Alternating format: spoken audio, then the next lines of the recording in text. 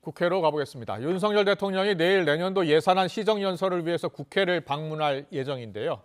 여야는 각각 오늘 의원총회를 열면서 정치권이 본격적인 예산 심사 정국에 돌입했습니다. 총선을 5개월여 앞둔 만큼 여야 모두 내부적으로는 총선 체제 전환에 속도를 내는 모습입니다. 취재기자 연결해 들어보겠습니다. 권남기 기자.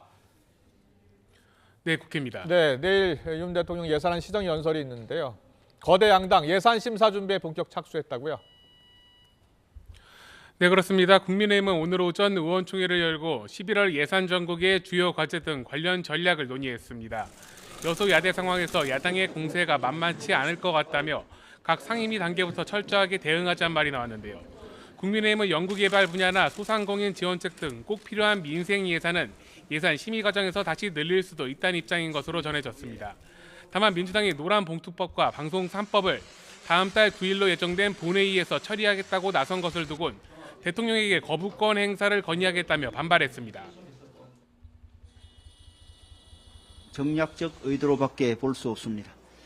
어쩔 수 없이 우리 당은 필리버스터를 통해 국민들께 두 법안을 통과시킬 수 없는 이유를 상세히 설명드리고 끝내 민주당이 단독 처리를 감행한다면 대통령께 거부권 행사를 건의드릴 예정입니다. 과반 의석을 점한 민주당은 앞서 기자회견을 통해 정부가 제출한 내년도 예산안은 국민 포기 예산이라며 철저한 심사를 예고했습니다. 윤 대통령에겐 내일 연설에서 경제 실패에 대한 대국민 사과부터 해야 한다고 요구하기도 했습니다.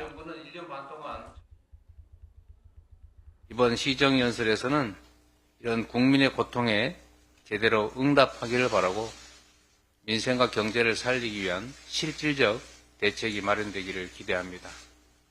국정기조에 전면적 전환이 있다, 생각이 바뀐 것 같다라는 평가를 할 수 있게 되기를 바랍니다. 정부가 삭감한 연구개발이나 새만금 관련 예산의 증액을 추진 중인 민주당은 의원총회를 열고 세부 전략을 조율할 예정입니다. 윤석열 대통령이 내일 국회 시정연설에 앞서 진행되는 환담 자리에서 윤 대통령과 이재명 대표가 만날 가능성이 큰 만큼 어떤 이야기가 오갈지도 주목됩니다. 이런 가운데 오늘 오후 국회에서 열리는 이태원 참사 1주기 국회 추모제엔 어제와 달리 여야 원내대표가 모두 참석할 예정입니다. 다만 이태원 참사 특별법의 신속한 통과를 강조하는 민주당과 기존 법안의 보완을 주장하는 여당의 입장차가 여전합니다.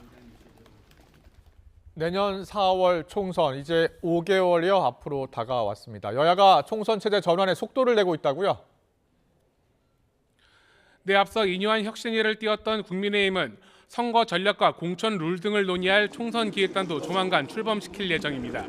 이뇨한 혁신위와 역할을 어떻게 나눌지 주목되는 가운데 인 혁신위원장은 오늘 광주를 찾아 5.18 민주화운동 희생자 묘역을 참배했습니다. 용선을 하되 잊지는 말자는 말을 내놨는데 이와 별개로 인 위원장이 앞서 꺼낸 영남 중진 험지 출마론을 두고 국민의힘 내부에선 논란이 불거지고 있습니다. 인 위원장이 언론 인터뷰를 통해 사실상 험지 출마 대상으로 지목한 김기현 대표는 기자들과 만나 아직 제안은 없었다면서도 아이디어 차원으로 본다고 말했습니다. 혁신에서 아직 제안을 해온 바가 없어서요. 제안을 정식으로 해오면 말씀드릴 기회가 있을 텐데.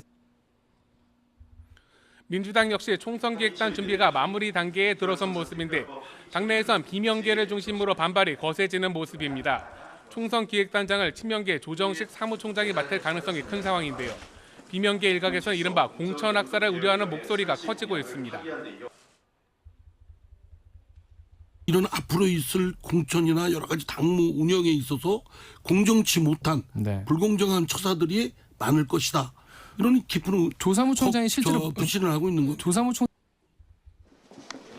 이재명 대표가 앞서 지명직 최고위원회 친명계 박정현 전 대전 대덕구청장을 임명한 뒤 조사무총장에 대한 경질 주장까지 나온 상황에서 민주당이 어떻게 내용을 수습해갈지 주목됩니다. 지금까지 국회에서 전해드렸습니다.